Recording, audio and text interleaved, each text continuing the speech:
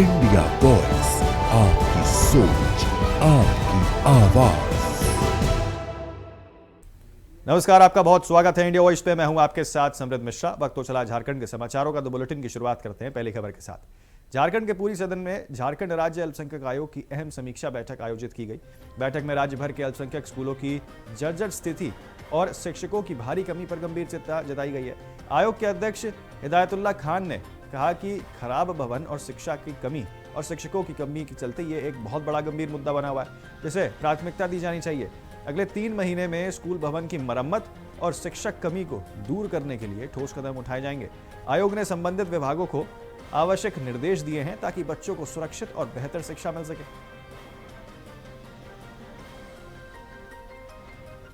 शिक्षा विभाग की समीक्षा बैठक हुई, जिसमें शिक्षा जितने अल्पसंख्यक स्कूल्स हैं, मदरसे हैं, चाहे वो सिख समाज के स्कूल्स हों, चाहे हमारे जो भाषाई अल्पसंख्यक बंगाली स्कूल में जैसे करना चेहरा दिखाएगा, बंगाली स्कूल्स हों, उड़िया स्कूल्स हों, हमारे मदरसे हैं, उनके जो मसाइल हैं, उनका मामला है, उसी पे गौर किया गया। उनके जो टीचर्स के जो पद है वो बहुत से स्कूल्स में खाली है, तो उसको किस तरह से भरा जाए, और उस पर हम लोगों ने शिक्षा विभाग को आदेश दिया है कि वो नोटिस करेंगे तमाम उन मदरसों को, उन स्कूल्स को जिनके यहाँ पद खाली पड़ा हुआ है, और उसको जल्द से जल्द 3 महीने का टाइम दिया गया कि भरे, अन्यथा आयोग उसको अपने तौर पर प्रक्रिया को फुलफिल करते हुए उसमें बहाली कराएंगे।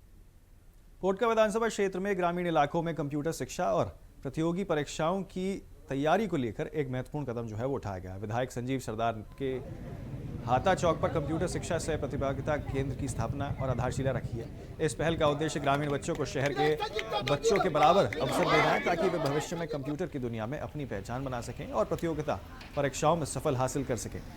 विधायक संजीव सरदार ने कहा कि इस केंद्र के माध्यम से ग्रामीण बच्चों के क्षेत्र के बच्चों को यहाँ पर निःशुल्क शिक्षा जो है वो मिलेगी, जिससे वे बेरोजगारी के दर्ज से बच सकेंगे और अपने सपनों को साकार कर सकेंगे। यह पहले एक नई दिशा दिखाने वाली मानी जा रही है, जो ग्रामीण क्षेत्रों के बच्चों को न केवल कंप्यूटर की शिक्षा में एक योगदान साबित होगी और प्रदान करेगी, बल्कि उन्हें राष्ट्रीय और राज्य स्तर की प्रतियोगिताओं में भी भाग लेने के लिए तैयारी करेगी।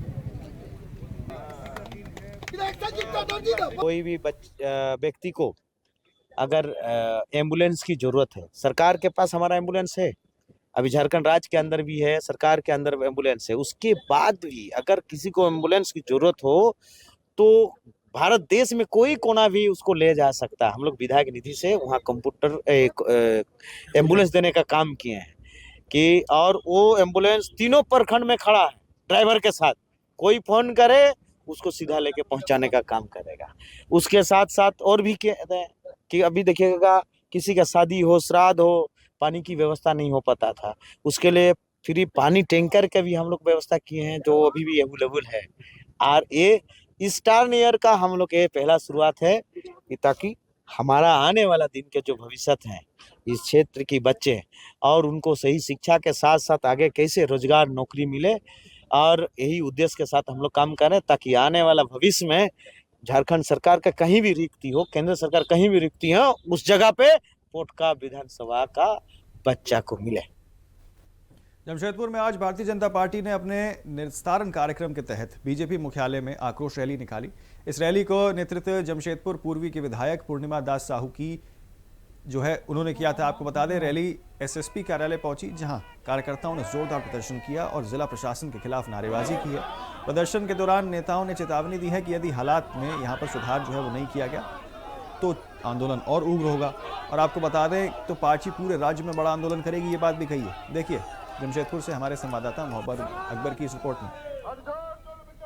देखिए, पहले भारतीय जनता पार्टी को आपको समझना होगा कि सड़कों पर आंदोलन क्यों, ये आंदोलन ही है जो प्रशासन पे दबाव बनाता।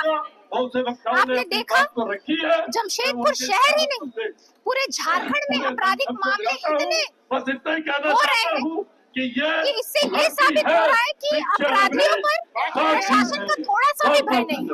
जो भय आदरणीय पूर्व मुख्यमंत्री रघुवर दास जी के समय में अधिकारियों पर देखने मिलता था, आज वही चीजें अब लोगों को खल रही कि जो भय होना चाहिए, एक मुखिया को जो भय बनाकर रखना चाहिए अधिकारियों पर और अधिकारी को अपराधियों पर, वो भय आज गायब है।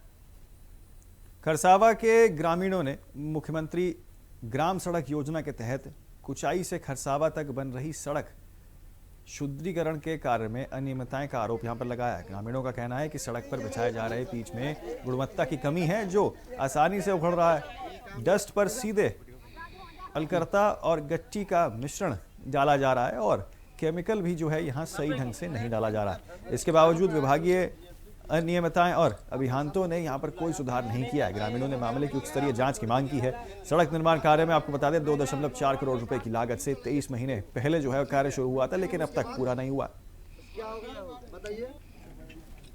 हमारा गांव में जो सड़क मरम्मती हो रहा है, जो रिपेयरिंग कर रहे या फिर बना रहा है, अभी पीसीसी नहीं अलकतरा जो डाल रहा है, उसमें सही तरीके से काम नहीं होने की वजह से हम लोग गाँव वाला इससे नाखुश है। इसीलिए काम को देखते हुए हम लोग यहाँ पर रोक लगा दिए हैं। अगर सही काम अभी भी हो जाएगा तो हम लोग निश्चित तौर पर काम करने देंगे। खबर रांची से है, जहां आदिवासी नेता और पढ़ा राजा सोमा मुंडा की हत्या के विरोध में आज विभिन्न आदिवासी संगठनों ने झारखंड बंद का आह्वान किया था। बंद का असर सुबह से ही राज्य के कई इलाकों में देखने को मिला और आपको बता दें खासकर खूंटी, रांची और आसपास के इलाकों में जनजीवन प्रभावित रहा। बंद समर्थकों ने यहाँ पर जो है आपको बता दें सड़क पर टायर जलाकर और जाम लगाकर विरोध प्रदर्शन किया।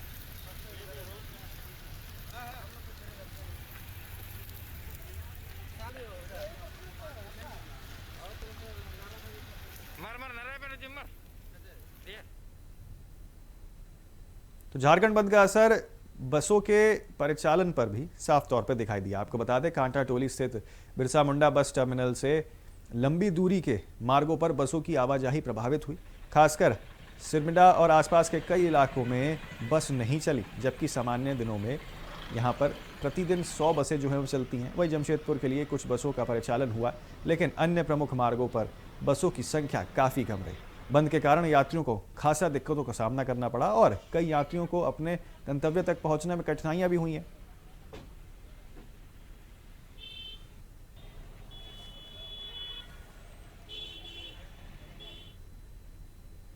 राजनगर प्रखंड क्षेत्र के एक युवक साइबर ठगी का शिकार हो गया।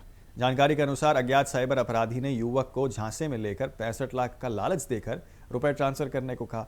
वहीं युवक ने कुछ 6,000 रुपए जो है वो पहले डाले, फिर कुछ देर बाद और रुपए डालने को कहा गया तो युवक को शंका हुई। जानिए पूरा मामला क्या। इन दिनों झारखंड में साइबर ठगी का शिकार कई लोग हो रहे हैं। राजनगर थाना क्षेत्र में भी एक फर्जी का शिकार हुए एक यहाँ पर फरियादी यहाँ पर पहुँचे हैं और कैसे फर्जी हुआ और इसके बारे में क्या कुछ जानकारी दी गई थाना के द्वारा, ये भी हम जानकारी लेंगे। सबसे पहले कैसे क्या हुआ था आपके साथ? मेरे पास कॉल आया, कॉल आने से हम बोले कि क्या है ना, बोलता है इतना ट्रैक्टर वाला नोट जो है आप ये कीजिए और इतना लाख रुपया मिलेगा। हम बोले ठीक है, कितना आएगा ना, वो 65 लाख बताया। 65 लाख वाला और कुछ चार्ज नहीं है, 699 रुपया डाल दीजिए, कल आपके यहाँ पहुँच जाएगा पैसा। 2 बंदा आएंगे, 3 बंदा आएंगे और 3 पुलिस अधिकारी और 2 फौजी सब मिल के आएंगे और आपको पैसा दे के चल जाएंगे वो वाला लेके। हम बोले ठीक है। तब फिर सुबह कॉल किए कि अब 5,500 डालिए और हमको इनकम टैक्स वाला पकड़ दिया है। 5,500 हम बोले ठीक है, हम आ रहे हैं।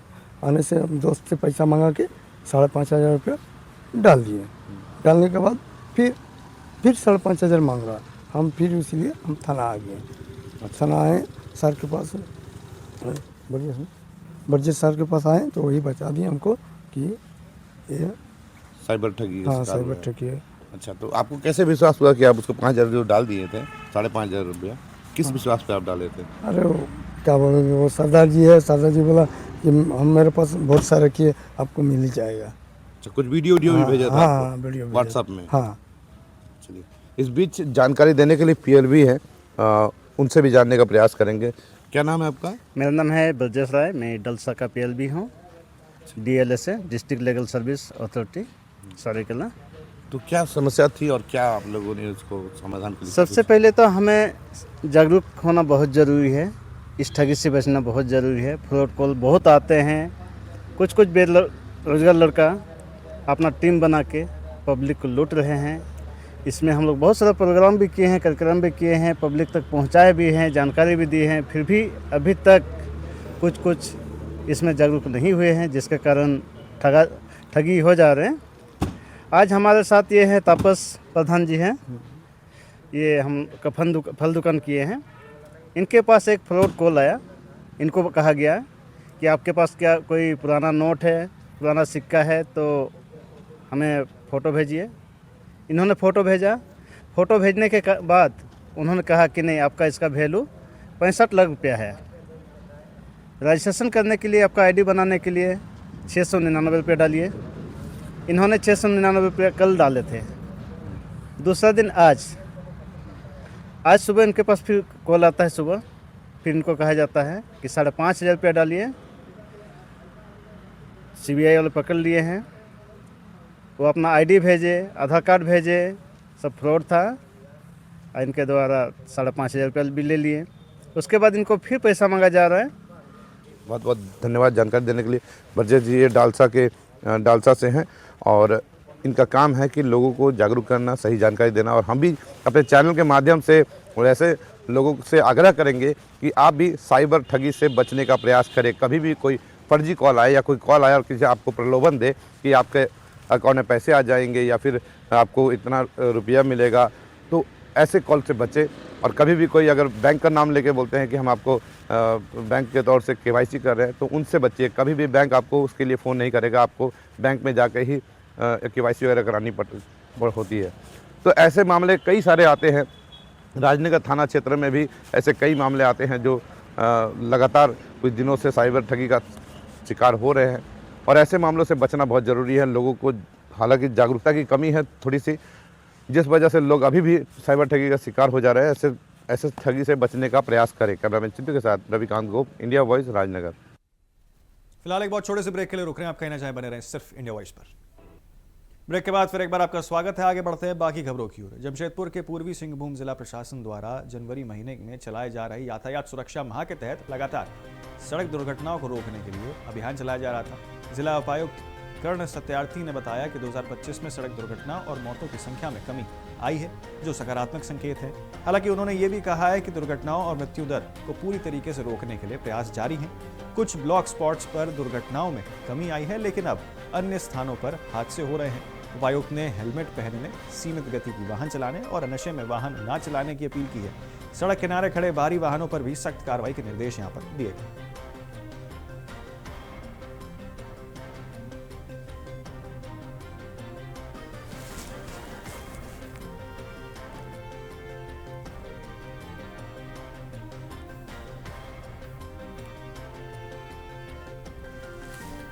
तो सड़क किनारे खड़े वाहनों पर कार्रवाई के निर्देश यहां पर जो है दिए गए हैं। आपको बता दें पूर्वी सिंहभूम में सड़क दुर्घटनाओं की कमी जो है वो देखने को मिली है। आपको बता दें लगातार जो है सड़क सुरक्षा अभियान चलाया जा रहा था, जिसमें जिला प्रशासन ने हेलमेट पहनने की अपील यहां पर की थी।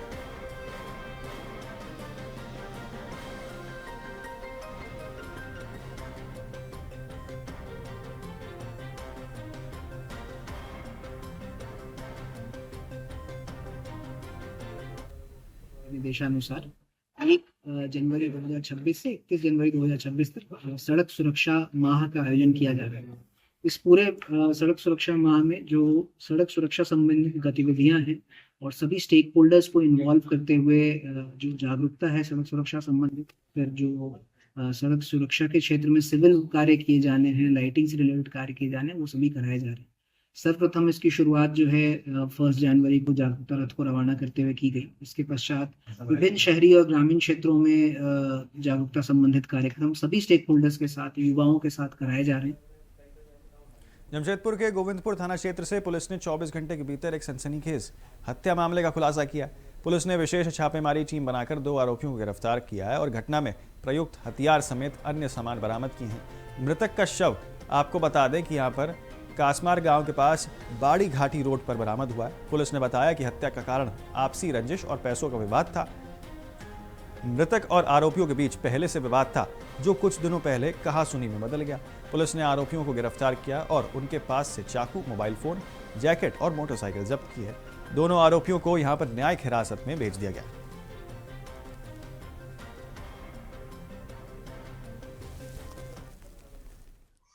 तार कंपनी मोड़ के पास रामकृष्ण मिशन स्कूल के पीछे एक व्यक्ति की लाश मिली, जिसका गर्दन किसी तेज हथियार से कटा हुआ था।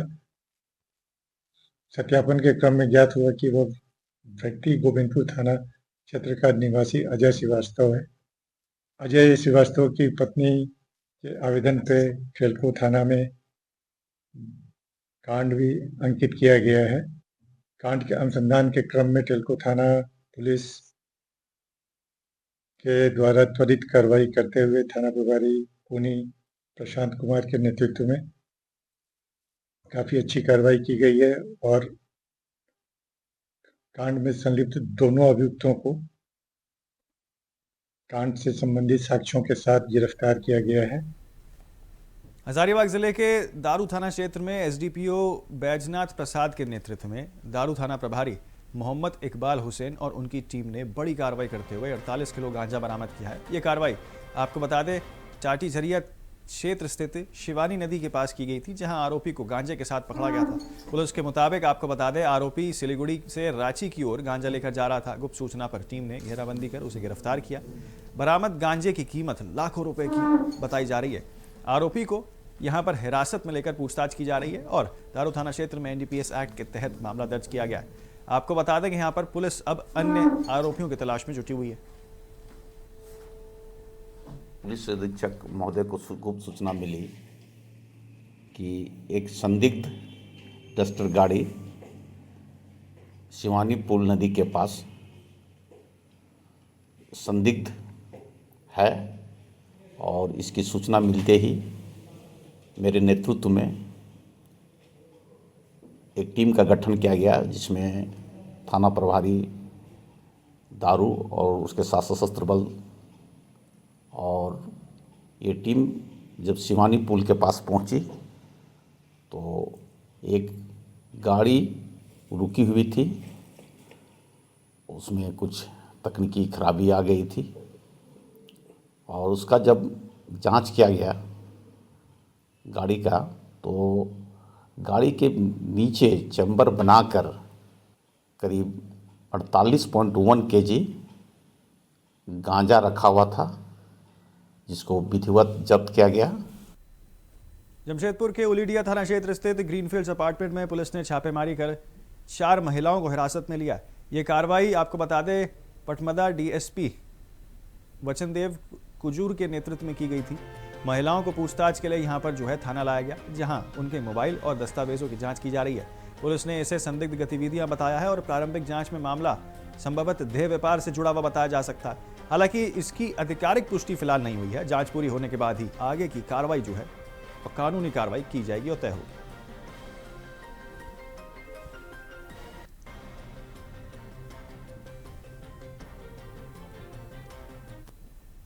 तो फिलहाल के लिए झारखंड के समाचारों में मेरे साथ इतना ही। जल्द होंगे हाजिर और खबरों के साथ। आप बने रहें सिर्फ इंडिया वॉइस पर।